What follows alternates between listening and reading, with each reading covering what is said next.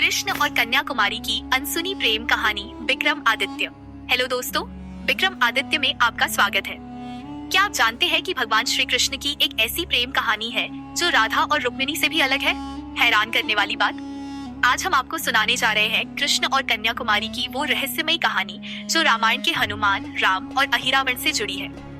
ये कहानी भक्ति, बलिदान और प्रेम की ऐसी मिसाल है कि आपका दिल पिघल जाएगा। तैयार है इस अनोखी यात्रा के लिए? सब्सक्राइब करें, बेल आइकन दबाएं और चलिए शुरू करते हैं। कन्याकुमारी का छिपा प्रेम। दोस्तों, क्या आपने कभी सोचा कि कन्याकुमारी, जिन्हें हम देवी मानते हैं, ने अपने जीवन में एक प्रेम का इंतजार किया? वो प्रेम था श्री कृष्ण का।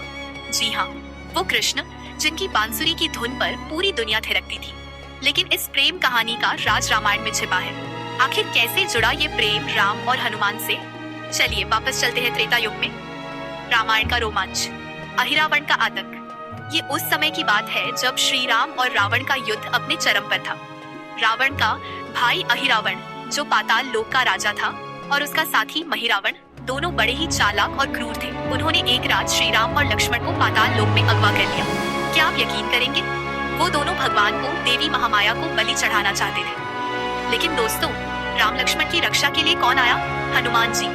हनुमान जी ने अपनी बुद्धि और शक्ति से पाताल लोक में प्रवेश किया। उन्होंने अहिरावण और महिरावण से युद्ध किया। लेकिन एक अजीब बात थी, हर बार जब वो इन राक्षसों को मारते, मधुमक्खियां उन्हें फिर से जीवित कर देती थी। क्या था ये रहस्य? हनुमान जी ने ठान लिया कि वो इस गुत्थी को सुलझाएंगे। पाताल लोक की रहस्यमयी देवी। हनुमान जी पाताल लोक में भटक रहे थे, तभी उनकी मुलाकात हुई एक सुंदर और दुखी स्त्री से। ये थी पाताल की एक देवी, जिन्हें अहिरावण और महिरावण ने जबरदस्ती अपने वश में कर रखा था। उस देवी के चेहरे पर दर्द था, लेकिन आंखों में एक उम्मीद की चमक थी। हनुमान जी ने उनसे पूछा, माता, आप इतनी उदास क्यों हैं? और इन राक्षसों को हमेशा के लिए कैसे मारा जा सकता है? देवी ने कहा, हनुमान, मैं तुम्हें इन राक्षसों का रहस्य बताऊंगी, लेकिन मेरी एक शर्त है। मुझे श्री राम से विवाह करना है। क्या आप इस शर्त पर यकीन कर सकते हैं? हनुमान जी ने वादा किया कि वो राम तक उनकी बात पहुंचाएंगे। तब देवी ने खोला वो राज। अहिरावण और महिरावण की जान उन मधुमक्खियों में है जो एक गुप्त गुफा में रहती है। उस गुफा को नष्ट कर दो और राक्षस हमेशा के लिए मर जाएंगे।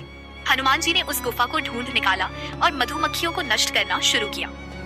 लेकिन दोस्तों, एक मधुमक्खी पर हनुमान जी ने दया दिखाई। वो मधुमक्खी बच गई।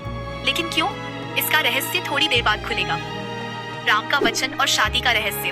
हनुमान जी ने अहिरावण और महिरावण का अंत कर दिया और राम लक्ष्मण को मुक्त कराया। अब बारी थी उस देवी की शर्त पूरी करने की। हनुमान जी ने श्री राम को सारी बात बताई। राम, जो मर्यादा पुरुषोत्तम थे, ने उस देवी को बुलाया। उनके सामने वो देवी खड़ी थी जिसने अपनी जान जोखिम में डालकर राक्षसों का रहस्य बताया था। राम ने कहा, हे देवी, तुम्हारा बलिदान और साहस अतुलनीय है, लेकिन मैं सीता का पति हूँ और एक पत्नी व्रत का पालन करता हूँ। फिर भी मैं तुम्हें वचन देता हूँ, मेरे अगले जन्म में जब मैं कृष्ण के रूप में अवतार लूंगा, तुम कन्याकुमारी के रूप में जन्म लोगी और मैं तुमसे विवाह करूंगा। लेकिन दोस्तों, यहाँ एक और ट्विस्ट है। जब राम उस देवी के सामने बैठे तो वो बची हुई मधुमक्खी आ गई। वो मधुमक्खी ने बिस्तर के एक पैर को नष्ट कर दिया, जिससे बिस्तर टूट गया, और ये टूटना एक तरह से शादी का संकेत माना गया। देवी इससे संतुष्ट हो गई। फिर राम ने उन्हें वचन दिया कि भविष्य में जब वो कृष्ण होंगे तो उनकी शादी होगी। द्वापर युग, कृष्ण और कन्याकुमारी का मिलन। अब आता है द्वापर युग, जहाँ भगवान विष्णु ने श्री कृष्ण के रूप में अवतार लिया। कन्याकुमारी, जो पाताल की उस देवी का पुनर्जन्म थी, एक सुंदर और पवित्र कन्या के रूप में दक्षिण भारत में प्रकट हुई। उनका हृदय केवल कृष्ण के लिए धड़कता था। कन्याकुमारी ने कृष्ण से मिलने की इच्छा जताई। कृष्ण, जो मायावी और दयालु थे, उनके पास आए। उन्होंने कहा, हे कन्याकुमारी, मैं तुम्हारा प्रेम देखता हूँ। तुम वही हो जिसने त्रेता युग में मेरी रक्षा की थी।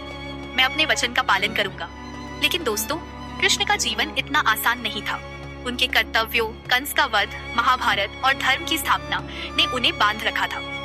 कृष्ण ने कन्याकुमारी से विवाह का वादा तो किया, लेकिन एक राक्षस बाणासुर ने कन्याकुमारी को परेशान करना शुरू कर दिया। क्या आप यकीन करेंगे? बाणासुर का संबंध भी अहिरावण से था, मानो वो श्राप फिर से जाग उठा हो। कृष्ण ने बाणासुर से युद्ध किया और उसे पराजित किया, लेकिन उनके कर्तव्यों ने विवाह को टाल दिया। भावनात्मक मोड़, कन्याकुमारी का इंतजार। दोस्तों, अब आता है इस कहानी का सबसे दिल को छूने वाला हिस्सा।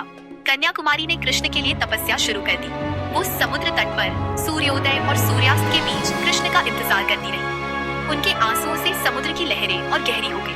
क्या आपने कभी ऐसा प्रेम देखा जो इतना निस्वार्थ हो?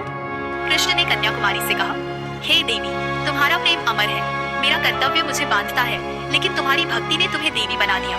और यहीं से कन्याकुमारी ने ठान लिया कि वो हमेशा कृष्ण की प्रतीक्षा करेगी।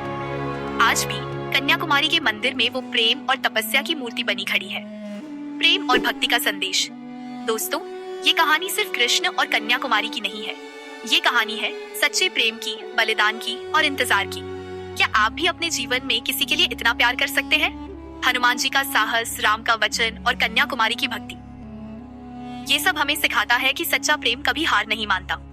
तो दोस्तों, इस कहानी को अपने दिल में रखिए। कमेंट में बताइए आपको इस कहानी का कौन सा हिस्सा सबसे ज्यादा पसंद आया।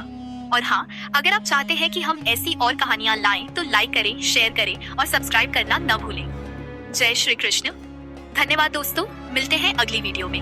तब तक अपने दिल में प्रेम और भक्ति को जिंदा रखें। नमस्ते।